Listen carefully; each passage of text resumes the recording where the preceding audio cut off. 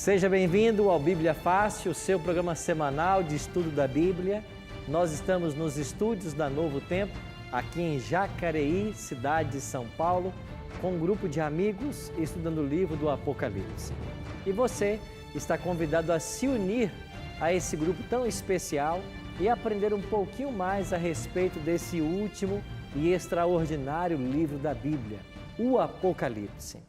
Já estudamos nas últimas semanas os capítulos 1, 2 e 3 e hoje vamos estudar o capítulo 4, que fala a respeito de uma visão que João teve, onde ele teve a oportunidade de visitar o trono de Deus. Por isso, o tema que nós vamos estudar hoje, o trono de Deus.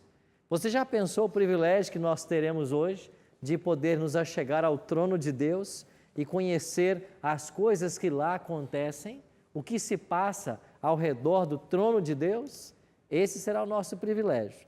E nós estamos com esse grupo de amigos e eu quero convidar você a se unir a nós no estudo da Palavra de Deus. Nós temos um guia de estudos e eu quero que você solicite esse material para a sua casa. É uma revista inteiramente grátis. Você pode ligar para nós em horário comercial. Nosso telefone é 12 21 27 3121, lembrando sempre a hora comercial, 21 27 3121, ou você pode mandar a sua mensagem por WhatsApp para a Escola Bíblica da Novo Tempo. E nós vamos mandar essa revista para a sua casa. O nosso número é 12 9 8100 1615. Basta mandar uma mensagem assim: eu quero a revista do Apocalipse. E aí nós vamos começar a conversar com você. Aproveita para curtir as redes sociais do Bíblia Fácil, facebook.com/Bíblia Fácil. Também temos um canal no YouTube, youtube.com/Bíblia Fácil. Se inscreva nesse canal do YouTube para que você possa receber em primeira mão os vídeos que nós preparamos. E você pode também visualizar as fotos do programa, dos bastidores, no do Instagram, @Bíblia Fácil. Você pode participar do programa e você também tem na nossa página, na internet, novotempo.com/Bíblia Fácil, a oportunidade de se inscrever. Nós estamos na terceira semana dessa temporada, mas quando ela terminar e começar outra, nós teremos mais 10 convidados. Quem sabe você não vai estar aqui assentado nas próximas semanas. Se inscreva lá na nossa página, novotempo.com/Facebook, e lá tem um link inscrições e você vai receber todos os detalhes para como participar nesse programa. E aí, todos prontos para começarmos mais um estudo, Apocalipse capítulo 4? Como é nosso bom hábito aqui, a gente não começa sem antes fazer uma oração. E eu quero convidar você em casa também, que nos assiste, para nós orarmos agora e pedir a bênção de Deus para o estudo que vamos ter. Ore comigo. Pai querido, muito obrigado por estarmos reunidos mais uma vez para estudarmos a Tua Palavra.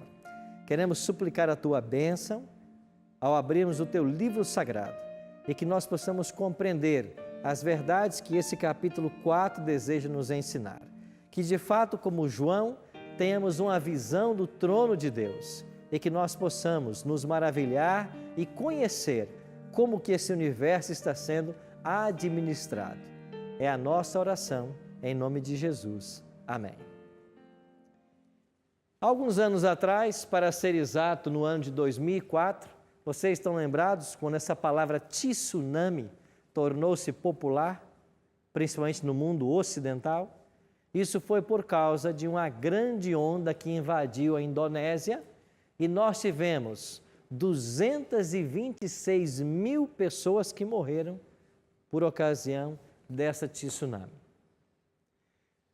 Se nós olharmos um pouco para a história, veremos que a história humana está marcada de sofrimentos e tragédias. E eu pergunto para vocês, quando essas coisas acontecem, você se questiona se de fato há alguém dirigindo o nosso planeta? Você já se perguntou alguma vez se há alguém que está no controle do universo? Quando vamos para Apocalipse capítulo 4, nós descobrimos de que há. E nós entendemos melhor como que Deus está liderando, guiando e conduzindo a história do povo de Deus nesse planeta e nesse universo que Ele criou. O capítulo 4 é um convite para nós visitarmos o trono de Deus, a sede do seu governo. Você já pensou o que será isso? Como que funcionam as coisas no governo de Deus? Abra sua Bíblia, Apocalipse 4, e vamos começar então essa empolgante viagem. No verso 1, nós temos aqui o relato de João. E o capítulo 4 é a segunda visão que João recebe. A primeira visão que ele recebeu, ele registrou que foram as mensagens às 7 igrejas. Agora no capítulo 4 é a segunda visão que João recebe. E o que viu João nessa segunda visão? Capítulo 4, verso 1. Depois destas coisas olhei, e eis que não somente uma porta aberta no céu, como também a primeira voz que ouvi, como de trombeta, a falar comigo, dizendo: sobe para aqui e te mostrarei o que deve acontecer depois destas coisas. João recebe um convite para subir até os céus. E quando ele recebe esse convite divino, é um convite para entrar na presença do próprio Deus. Ele teve um convite para subir aos céus, e o céu revelaria para ele coisas que outrora não haviam sido reveladas. Versículo 2, leia comigo. Imediatamente eu achei-me em espírito. Estão lembrados lá do capítulo 1, verso 10, quando ele diz que ele se achou em espírito no dia do Senhor, na ilha de Pátimos? Mais uma vez aparece a expressão aqui, eu me achei em espírito. Ou seja, João continuava fisicamente na ilha de Pátimos, mas a sua mente foi levada até o trono de Deus, até o céu. Isto é um profeta em visão. O profeta em visão acontece isso. Então ele se achou em espírito no céu, e diz o versículo 2, e eis que estava armado o quê? Um trono, e no trono alguém sentado. Versículo 3, e esse que se acha assentado é semelhante no aspecto à pedra de jaspe e de sardônio, e ao redor do trono há um arco-íris, semelhante no aspecto à esmeralda. João começa a usar agora elementos que ele conhecia, e o que ele viu no céu tinha que se assemelhar com algo. E ele começou então a descrever de acordo com o seu conhecimento. Quando ele fala aqui sobre uma pedra de jaspe, jaspe possui uma cor translúcida. Ele fala também na pedra de sardônio, que é um tipo de vermelho, e ele vai falar também a respeito da esmeralda, que é esverdeada. Então, as cores que ele viu, uma cor mais que translúcida, vermelha, verde, e alguém sentado no trono. Que trono é esse? É o trono do próprio Deus. João teve um privilégio extraordinário. Ele não foi o primeiro a visitar o trono de Deus. O profeta Isaías também teve esse privilégio. E lá no capítulo 6 do seu livro, Isaías descreve como foi essa visita que ele fez ao trono de Deus. Ele escreveu assim: no ano da morte do rei Uzias, eu vi o Senhor, assentado sobre um alto e sublime trono, e as abas das suas vestes enchiam o templo.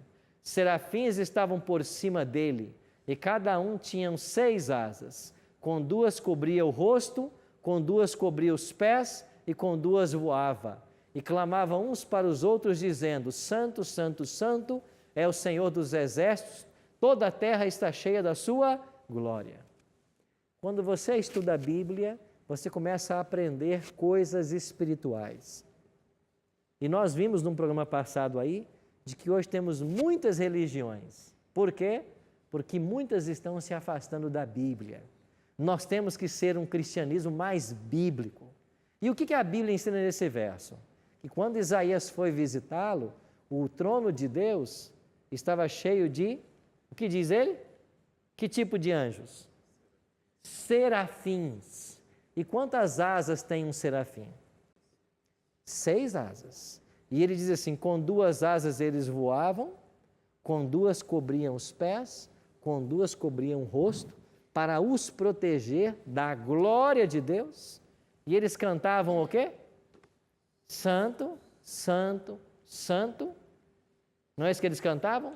É o Senhor dos exércitos, toda a terra está cheia da sua glória. Por que é que eles cantam assim? Santo, Santo, Santo. Nós vimos isso aqui no outro programa. Porque você tem Deus o Pai, Deus o Filho e Deus o Espírito. E os anjos estão cantando Santo, Santo, Santo. É uma clara referência à Trindade, que é uma doutrina bíblica. Então você aprende aqui a Trindade, aprende mais uma categoria de anjos, que são os serafins, que possuem 6 asas. Você tem os querubins com 4 asas e você tem os anjos com 2 asas. Há uma hierarquia no céu. Tudo funciona de forma perfeita e ordenada. E o trono de Deus é onde se centraliza as decisões do universo. Minha amiga? Pastor, mudando um pouquinho de assunto. A gente viu que Isaías teve uma visão de Deus e João também viu Deus. Mas eu acho que Êxodo diz que ninguém pode ver Deus e permanecer vivo. Certo. Como que fica, então, essa questão? Não limos aí que ele foi em espírito? Não foi ele lá diante do trono de Deus fisicamente. Deus o levou em espírito. É como se Deus tivesse dado para ele um sonho. E no sonho ele viu o trono e no trono ele viu alguém sentado. Mas não viu as características de Deus. Tanto é que ele diz assim, como é que é esse ser sentado no trono? Ele diz assim, as suas vestes eram talares. Bom, no capítulo 1, João teve uma visão do Cristo, está lembrado? E ele não viu, ele não descreveu de alguma forma que ele achava que era, porque ninguém de fato pode compreender Deus plenamente. Ele vai usar o que ele sabe, o que ele conhece, para tentar descrever a cena que ele viu. É igual você pegar um índio que nunca teve contato com a civilização e traz ele para o centro de São Paulo e o solta ali. Depois você leva ele para a tribo dele e diz assim, o que você viu lá? O que você acha que ele vai dizer? Com aqueles carros em movimentos, com aqueles prédios. Ele vai usar alguma coisa que ele conhece da floresta, dos animais, para usar esses elementos conhecidos para tentar descrever o incompreensível. Foram o que os profetas fizeram. Então Isaías, quando foi em visão, teve esse mesmo sentimento. Daniel também teve. Olha o que diz Daniel. Daniel 7, 9 e 10. É outro que foi visitar o trono de Deus. Continuei olhando até que foram postos uns tronos e o ancião de dia se assentou. Sua veste era branca como a neve. Olha aqui. Como é que é a veste? Branca como a neve que ele conhecia. Que mais ele diz? Os cabelos da cabeça como a pura lã. Um pastor de ovelhas é o que ele conhecia. E o seu trono, chamas de fogo, e ao redor fogo ardente, e um rio, uma nave saía diante dele. Milhares de milhares o serviam, miríades de miríades estavam diante dele. Assentou-se o tribunal, abriram-se os livros. Daniel já viu milhares de anjos ao redor do trono. Sim, minha jovem? Já que não são os objetos que curam... Carolina. Isso, que não são os objetos que curam, como a água, as vestes de Jesus, você acha que quando Jesus pedia para as pessoas se lavarem 7 vezes ou passava lama nos olhos, era uma questão de obediência, mais de obediência do que... Exatamente. Naamã, foi dito para ele, o profeta mandou, você vai lá e mergulha 7 vezes. Naamã disse, mas não tem rio aqui na minha terra onde eu posso fazer isso? Não era a água lá que tinha poder, era a obediência à voz profética de ir para uma terra distante, Israel, e mergulhar naquele rio. Quando Jesus faz o lodo, põe no olho do cego e diz assim, vai lá no tanque de Siloé e lava o lodo agora. O poder não estava no tanque, o poder estava na ação de Cristo. E quando a pessoa foi ao tanque demonstrando fé, o que diz? Ele começou a ver lá quando chegou e lavou os olhos? Não. Quando ele começou a ir, a visão já começou a melhorar. A fé. Então nós não podemos tentar materializar a fé e dizer que esse objeto tem poder, isso tem poder, isso tem poder. Eu vi outro dia até caneta. Essa caneta tem poder. Se você comprar essa caneta, você vai começar a assinar um monte de contrato milionário. Nós vamos para o intervalo. E daqui a pouquinho nós vamos voltar e vamos continuar nesse assunto e entendendo de que o trono de Deus está governando o universo e nós temos que buscar conhecer a vontade dele através desse livro. Daqui a pouquinho voltamos.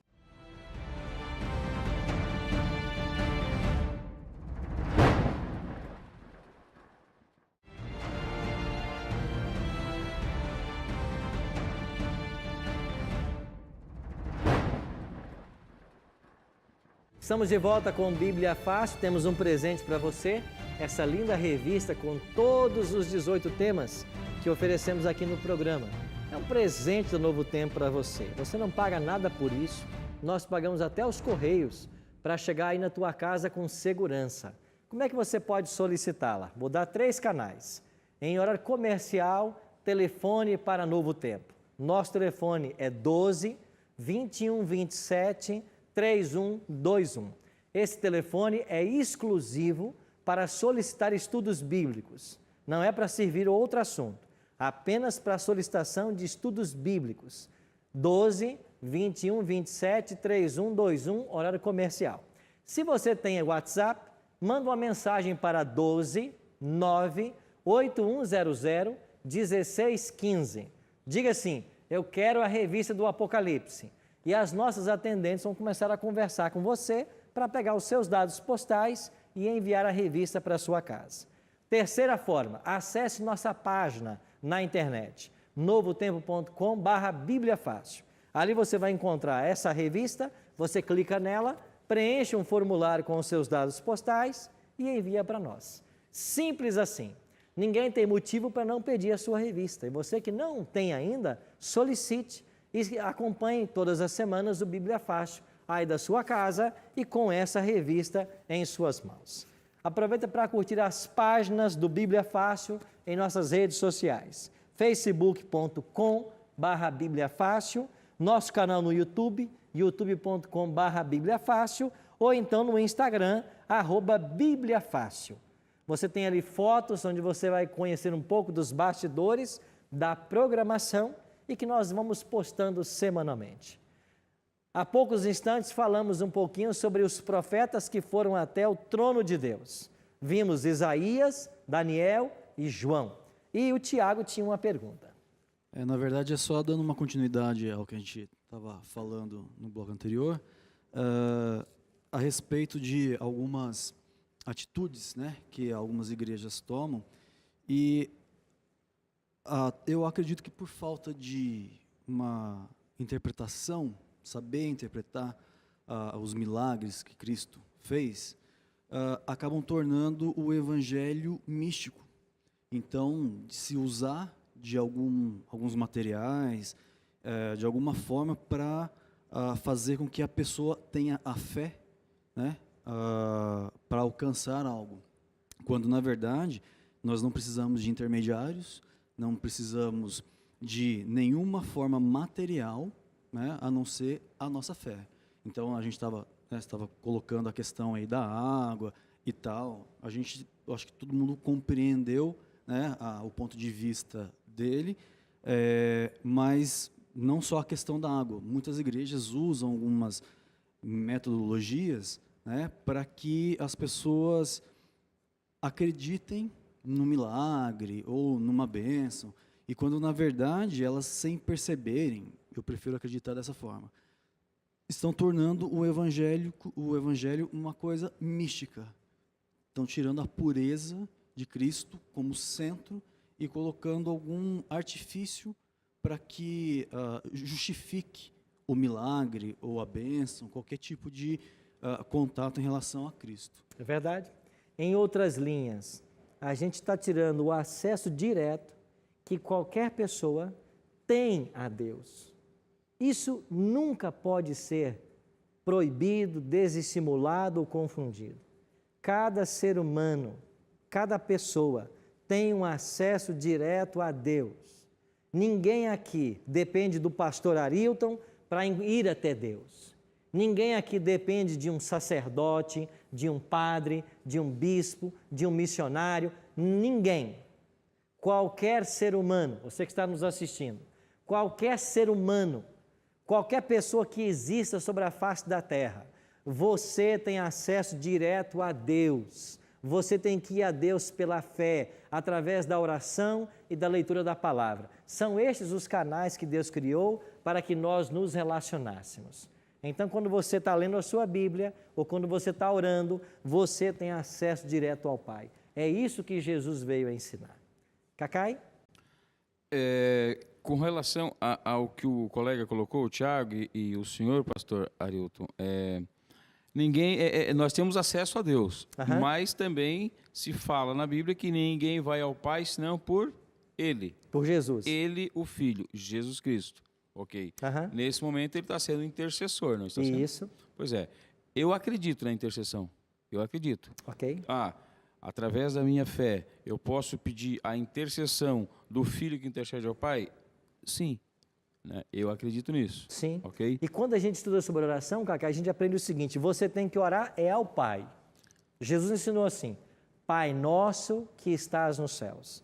Toda oração nossa tem que ser dirigida a Deus. Quando eu termino a oração, tudo isso eu peço em nome de Jesus. De Jesus, porque exatamente. Jesus falou assim: tudo quanto pedirdes ao Pai em meu nome, Ele vai vos atender. Exatamente. Então você está certo, Jesus é o intercessor, mas eu tenho acesso ao Pai. E quando eu oro, eu peço tudo ao Pai no nome de Cristo, que é o nosso intercessor. Exatamente. Isso mesmo.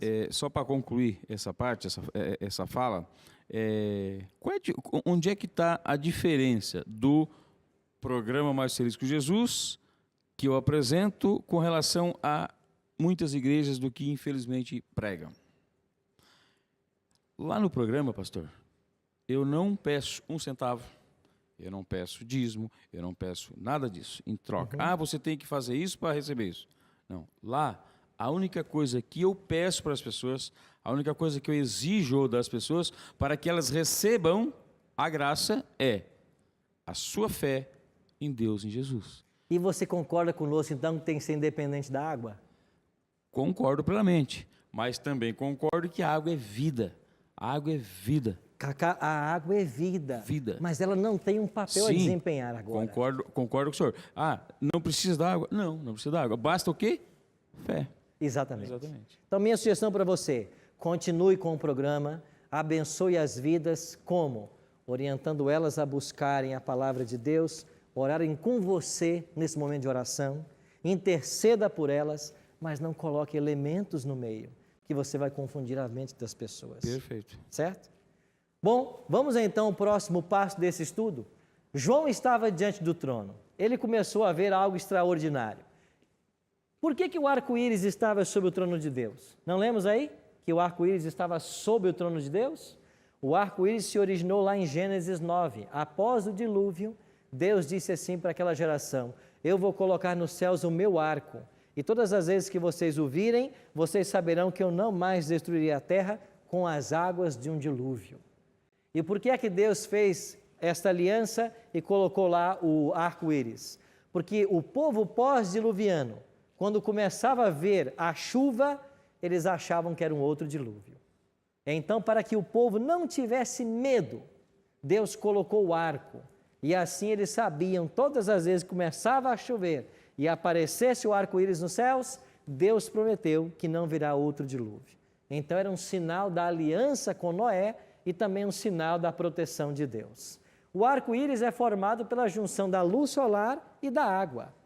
Por que o arco-íris está no trono de Deus? Porque o Salmo 97 diz que justiça e misericórdia são a base do teu trono. O trono de Deus se baseia na justiça e na misericórdia. Assim como a água e a luz se unem para a formação do arco-íris, a base do governo de Deus é a justiça e a misericórdia. Um outro detalhe que João viu: 24 anciãos ao redor do trono. Olha o que diz o versículo 4. Ao redor do trono há também 24 tronos, e assentados neles 24 anciãos, vestidos de branco, em cujas cabeças estão coroas de ouro. Percebeu que não são anjos? A palavra ancião quer dizer uma pessoa madura, às vezes até de cabelos brancos, idosa, mas a conotação aqui é alguém maduro. São 24 anciãos, assentados em tronos, vestidos de branco e com coroas na cabeça. Quem são esses 24 anciãos? Olhando para as suas características, por estarem sentados em tronos, vestidos de branco, de coroas na cabeça e assistindo diante do trono de Deus, nós concluímos de que eles são pessoas que já passaram por essa terra, pessoas que já estão salvas e já estão no céu. Jesus não prometeu no capítulo 3, verso 21, ao vencedor dar-lhe-ei sentar-se comigo no meu trono, assim como também eu venci e me sentei com o meu Pai no seu trono? Então Jesus prometeu no capítulo 3 que quem vencesse, um dia se sentaria no trono com ele. Então nós entendemos de que esses 24 anciãos são pessoas que já passaram por essa terra. Mas, para estarem com Cristo no céu, quando João escreve o Apocalipse, final do primeiro século, elas têm que ter morrido antes de João escrever o Apocalipse.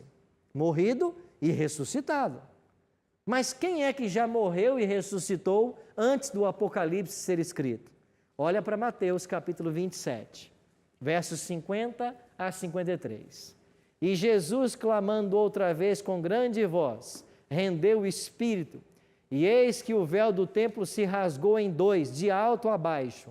Tremeu a terra, fenderam-se as pedras, abriram-se os sepulcros, e muitos corpos de santos que dormiam foram o quê? Ressuscitados. E saindo dos sepulcros, depois da ressurreição dele, de Jesus, entraram na cidade santa, Jerusalém, e apareceram a muitos. Quando Cristo morre na sexta e ressuscita no domingo, quando Jesus ressuscita, muitos corpos de santos que estavam mortos também ressuscitaram. Quem são esses santos? Nós não sabemos. A Bíblia não deu nome. Agora, é possível que esses santos já estejam sentados lá nos tronos? Pelo menos 24 deles? É possível. Por quê? Porque lá são 24 pessoas que estão vestidas de branco, com coroas na cabeça. A ideia é, são vencedores. Eles passaram já pela experiência humana. E para estarem lá, eles têm que ter sido ressuscitados.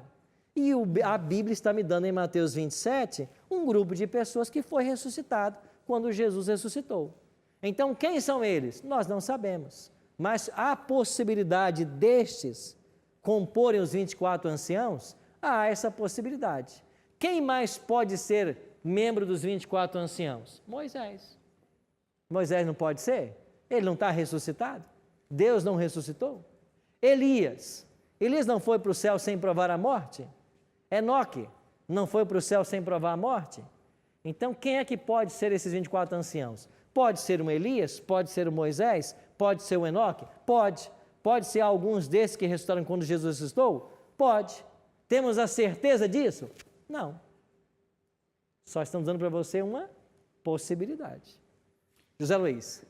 O texto bíblico fala que depois da ressurreição de Jesus, entraram na Cidade Santa. Eles foram até a Cidade Santa. Foram até Jerusalém. Até lá, e voltaram e apareceram a muitos. Eles voltaram aparecendo fisicamente? Eles assim, apareceram lá em Jerusalém para as pessoas. Então, em Jerusalém, eles foram a Jerusalém fisicamente, ressuscitados, como os santos serão ressuscitados na volta de Jesus, e apareceram para as pessoas que os conheciam. Você está me vendo aqui? Eu ressuscitei. Jesus me ressuscitou. E por que eles foram lá aparecer para muitos? Eles foram dar testemunho de que Jesus tinha ressuscitado. Okay. Essa foi a missão deles. E depois eles foram para o céu, certamente. Então, veja, é uma possibilidade deles comporem esses 24 anciãos? É uma possibilidade. Podemos afirmar categoricamente? Não. Eu só estou dando uma possibilidade para vocês, certo? Pessoal, claro aqui os 24 anciãos, quem são eles? Um outro detalhe. Vamos agora ao verso 6. Há diante do trono, um como que mar de vidro, semelhante ao cristal, e também no meio do trono e à volta do trono, 4 seres viventes cheios de olhos, por diante e por detrás. Agora o Apocalipse fala sobre 4 seres viventes. Quem são esses seres viventes? O primeiro é semelhante ao leão. O segundo, semelhante ao novilho. O terceiro tem rosto como de homem. O quarto é semelhante à águia quando está voando.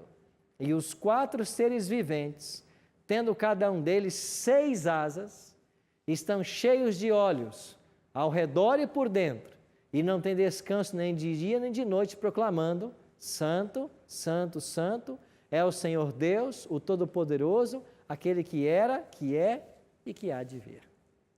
Além dos 24 tronos, ao redor do trono de Deus, existem 4 seres viventes. São criaturas de Deus. E se eles possuem 6 asas, nós podemos classificá-los dentro da categoria de serafins, que já vimos lá em Isaías que possuem 6 asas. Só que eles são uma classe de serafins diferenciada. E eles agora têm aspectos diferentes. O primeiro parece-se com um leão, o terceiro tem rosto, deixa eu voltar aqui no texto, como um novilho, o terceiro tem rosto como de homem e o quarto parece uma águia quando está voando. Por que é que esses elementos foram buscados por João nesse momento? Você se lembra que o povo de Deus, o povo de Israel, estava organizado em 12 tribos no Antigo Testamento?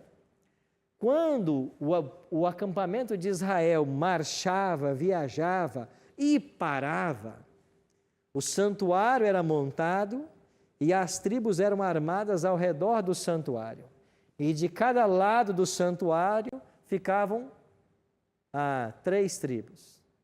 3 ao norte, 3 ao sul, 3 a leste, 3 a oeste. 12 tribos. E cada uma das 3 tribos tinha uma tribo que liderava. Havia uma tribo líder no norte, no sul, outra no leste, outra no oeste. Uma tribo liderava sobre outras 2. E essas tribos que lideravam eram Judá, Efraim, Ruben e Dan. Estas eram as tribos líderes. E cada tribo tinha um estandarte, uma bandeira. Só que a bandeira da tribo de Judá tinha no seu estandarte um leão. Daí vem a expressão que vai aparecer no Apocalipse: o leão da tribo de Judá. A bandeira ou o estandarte da tribo de Efraim era um boi. Da tribo de Ruben, a caricatura de um homem. E da tribo de Dan, era uma águia quando estava voando. Pastor, aonde tem essa informação? Na Bíblia? Não. A Bíblia não me dá essa informação. Eu encontro essa informação em textos judaicos extrabíblicos. Textos que os judeus escreveram sobre os hábitos de Israel, e esses textos que não estão na Bíblia, eles falam que as tribos tinham suas bandeiras e que essas eram as tribos líderes com estas imagens. Parece que procede, porque no Apocalipse, João vai ver algo que então poderia ser. Os 4 seres viventes, eles são a representação do povo de Deus do Antigo Testamento, as 12 tribos. Cacai? Pastor Arilton, se Deus só criou o bem, por que infelizmente acontece tantas coisas ruins, mas como guerras e matanças, em terras santas, onde inclusive nasceu Jesus, onde veio Jesus, pregou Jesus, né? Foi traído, morto, sepultado, ressuscitado ao 3º dia. Por quê? Isso está escrito na Bíblia, isso está na Bíblia, como sinais dessa possível volta, como vocês pregam, de Jesus? Nós falamos no programa atrás, quando falamos sobre o meio ambiente, e a resposta é a mesma. Hoje existe o mal na humanidade porque o homem exerce mal o seu livre-arbítrio. Ele escolhe o mal. Agora, a origem do mal nesse universo, ela se remonta antes da criação do planeta Terra, quando aquele anjo de luz foi expulso do céu. Então, o mal surgiu com esse anjo no céu, um anjo criado por Deus. E de forma irrazoável e ilógica, o mal surgiu no coração desse anjo. E Isaías 14 e Ezequiel 28, eles vão falar a respeito da expulsão desse anjo, bem como Apocalipse 12. Quando chegarmos em Apocalipse 12, vai falar dessa batalha que aconteceu no céu. Então, o mal se origina no universo com Satanás. Depois ele convence Adão e Eva a desobedecerem a Deus. E o mal passou para a humanidade. Então, nós temos naturalmente uma tendência para o mal e fazemos uso do nosso livre-arbítrio para coisas que não são boas. É por isso que acontecem coisas ruins até com inocentes. E como, então, transcender o mal? Pela ação e atuação do Espírito na vida. A palavra de Deus diz, não te deixes vencer do mal, mas vença o mal com o bem. Quem pode vencer o mal? Aquele que abre o seu coração à presença e à habitação do Espírito Santo. Essa é a única resposta. Só quando o Espírito habita em nós é que nós produzimos, segundo Gálatas 5, 22 e 23, os frutos do Espírito. Então, lá Paulo menciona os frutos, né? Amor, paz, bondade, mansidão, domínio próprio. Isso só pode acontecer na vida do ser humano quando o Espírito Santo habita. Esse é o único caminho. Então, quando Deus habita o coração, aí a coisa boa acontece. Certo? Sim. Só uma sobre isso que ele perguntou, né? Comentou, eu li há muito tempo, mas não sei se é verdade, que Albert Einstein tinha um professor que era ateu e estava questionando justamente isso, porque as coisas ruins acontecem no mundo. E Einstein, ainda pequeno, disse o seguinte: professor, a gente estuda a luz ou a escuridão? Estuda a luz, ninguém estuda a escuridão, porque a escuridão é a falta da luz. Professor, a gente estuda o frio? Não, estuda o calor, porque o frio é falta do calor. Pois é, o pecado é a falta de Jesus. Então, as coisas más que acontecem nesse mundo é a falta de Jesus e não a culpa dele. Ok. Há uma certa lógica nesse raciocínio, não é verdade? Tem um outro detalhe que nós temos que aprender sobre esses 4 seres. Quando vamos para os evangelistas, Mateus, Marcos, Lucas e João, cada um dos evangelhos tem uma característica. Mateus é quem apresenta Jesus como rei. Lembra que o primeiro ser vivente era um leão? Se você olhar Mateus 25, 34 e Mateus 27, 37, diz claramente que Jesus é apontado como rei em ambos os textos. Na cruz colocaram, este é o rei dos judeus. A ênfase de Mateus é, Jesus é rei. Quando você vai para Marcos, a segunda tribo lá tinha na sua caricatura um boi. E o segundo ser vivente do capítulo 4 de Apocalipse, o seu rosto é como um boi. A ideia aqui é que Jesus é o servo, porque o boi na Bíblia é usado como um instrumento de trabalho, como símbolo de serviço. E Marcos coloca claramente, chamou os 12 e disse-lhes, se alguém quiser ser o primeiro, será o derradeiro de todos e o servo de todos. Então a ênfase de Marcos é, Jesus é aquele que veio para servir e não para ser servido. Mas quando você vai para Lucas, a expressão chave dele é, Jesus é o Filho do Homem. Assim como um dos seres viventes tinha na sua caricatura a imagem de um homem. Durante 40 dias Jesus foi tentado pelo diabo, diz Lucas 4, e naqueles dias não comeu coisa alguma. E o que aconteceu? Ele teve fome. A humanidade de Cristo sendo destacada. Ele era homem. E em Lucas 9,56, o Filho do Homem não veio para destruir. Jesus se chamou o Filho do Homem. Então, o terceiro ser vivente enfatizava a humanidade de Cristo. E já João, o 4º evangelho, a ênfase do evangelista é que Jesus é Deus. Logo no primeiro capítulo, no primeiro verso, no princípio era o verbo estava com Deus e o verbo era Deus. Jesus é Deus. E a águia é um símbolo de onisciência na Bíblia, um atributo divino. Então, os 4 seres viventes podem representar as tribos líderes em Israel e também 4 aspectos do ministério de Cristo apresentado nos 4 evangelistas. Caroline? Eu queria, na verdade, um conselho na forma como a gente estuda fontes não bíblicas, em que a gente pode se basear para levar em consideração a história em relação ao que faz diferença ou não. Ok, eu acho que são 2 critérios, Carolina. Eu mencionei documentos judaicos extra-bíblicos. Para mim, são 2 critérios. Primeiro, quando esse documento tem valor histórico. Você quer ver uma coisa? Na Bíblia, você tem vários profetas que escreveram livros, mas esses livros não vieram para o cânon. Não estão na Bíblia. Então, para mim, esse livro tem um valor. Ele não é canônico, não está na Bíblia, mas foi um profeta de Deus quem o escreveu. Para mim, ele tem um valor. Você pega, por exemplo, os 7 livros que são chamados de apócrifos. Baruque, Eclesiástico, Tobias. São livros que foram produzidos no período intertestamentário. Eles não estão na Bíblia, mas eles foram produzidos dentro ou antes de Cristo. Eles têm um valor histórico. Então, quando se tem um valor histórico pela originalidade do material e quando não contraria nenhum ensino da palavra, eu posso usar isso como uma fonte. Para mim, são 2 critérios.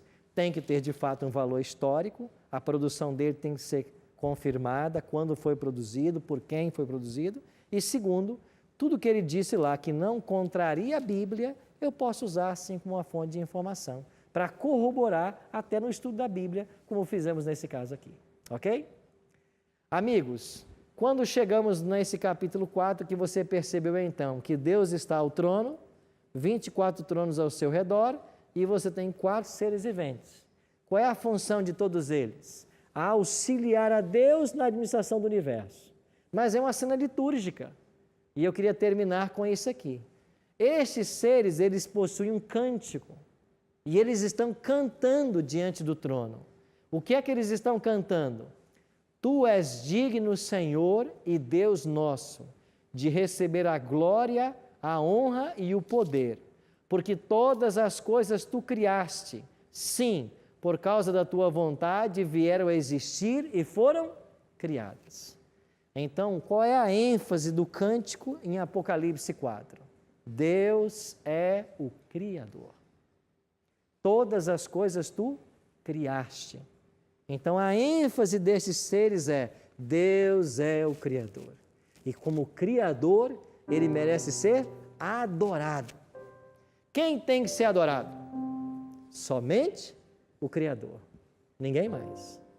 Então, por que nós devemos adorar a Deus? Porque Ele é o Criador. E nesse trono, o Deus Criador dos céus e da terra, Ele está governando todas as coisas. E o Apocalipse, como iremos aprender, nos mostra que o Éden será restaurado. E tudo que nós perdemos em Adão e Eva, nós teremos de volta. Por isso, nós vamos terminar o livro estudando sobre um novo céu e uma nova terra. Então, o que Deus deseja fazer por nós hoje? Nos mostrar de que Ele governa acima das forças humanas, acima dos impérios, acima dos poderes políticos. Há um Deus que governa. E nada acontece sem a condução ou a permissão de Deus. Por isso, eu e você podemos descansar que Deus, Ele governa o universo e que quer governar também a nossa vida. Todos aqueles que se submetem ao senhorio de Cristo poderão fazer parte nesse reino. E eu queria que você pensasse nisso. O Deus que governa os céus e a terra, o universo sem fim, quer governar também a minha e a sua vida. Está você disposto a ser um cidadão nesse reino? Pense nisso, enquanto ouviremos essa canção.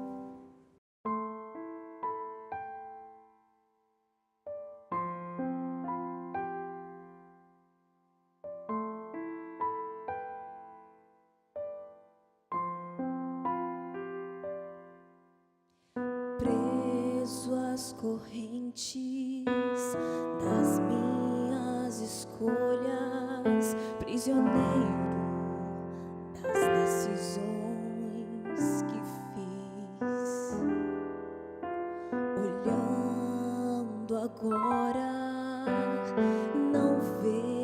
vejo a chance de voltar à inocência dos dias que vivi.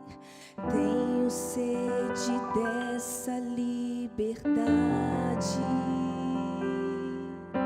desejo de estar em tua presença,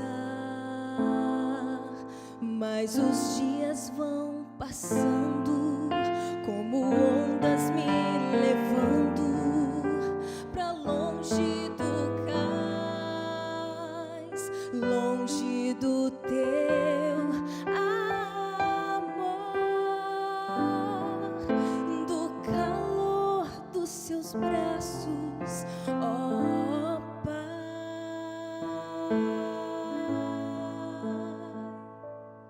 Eu preciso voltar ao primeiro amor, ao início de tudo e recomeçar, me entregar mais uma vez e aceitar o teu perdão, quebrando o silêncio que o meu pecado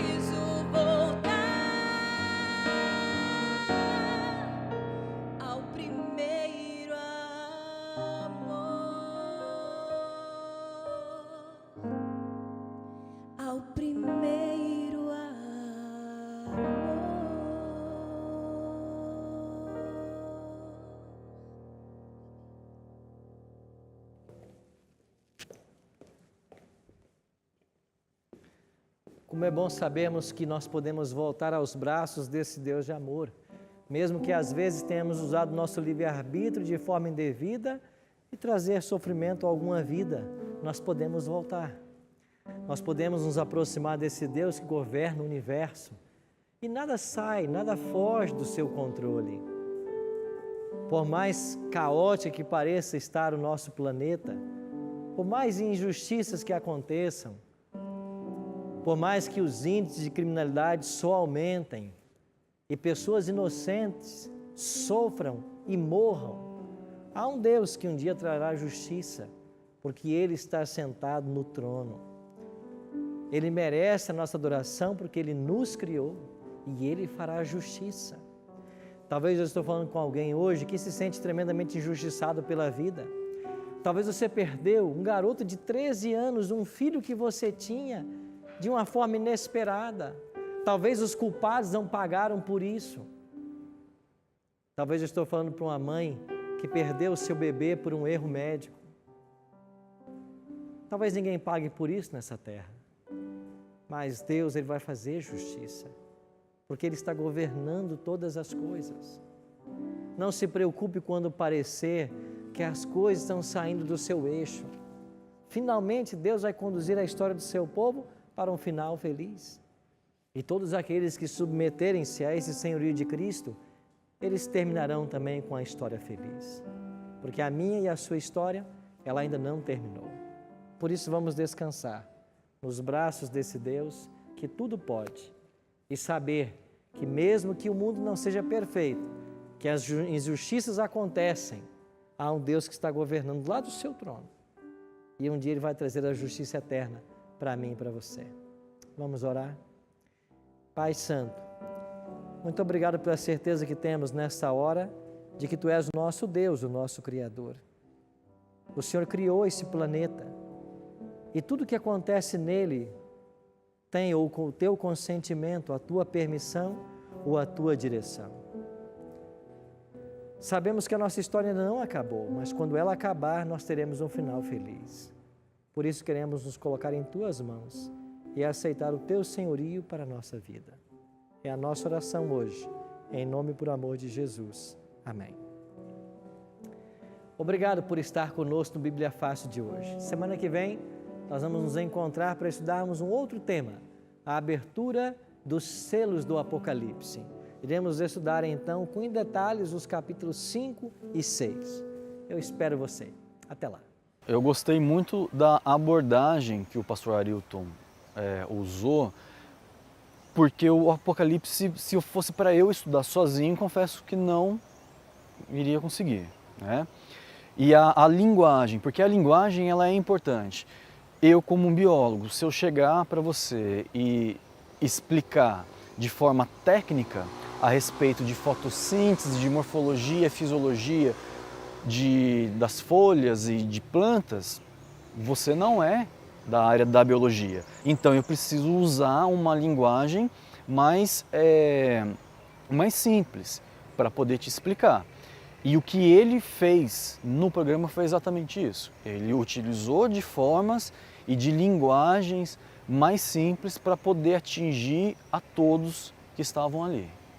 Algo que uma das coisas que me chamaram mais atenção foi contextualizar a simbologia de Apocalipse com os dias atuais, com a nossa história atual. Então, a respeito dos reinos, do papado, e isso daí fazer essa ligação da simbologia usada em Apocalipse para explicar um pouco da história que houve após Cristo, isso para mim eu achei muito interessante e caiu como se fosse uma luva, fez muito sentido. Então isso para mim me chamou bastante atenção. Bom, em todos os estudos eu costumo ser assim, prestar bastante atenção e realmente aproveitar tudo que aquele estudo pode me proporcionar. Sendo que nesse programa eu fiz um estudo prévio sobre o Apocalipse e também eu senti a necessidade de conhecer, de aprender. Então aquilo para mim foi uma oportunidade. Eu já saí de casa com esse intuito de aprender, então eu queria absorver o máximo possível lá.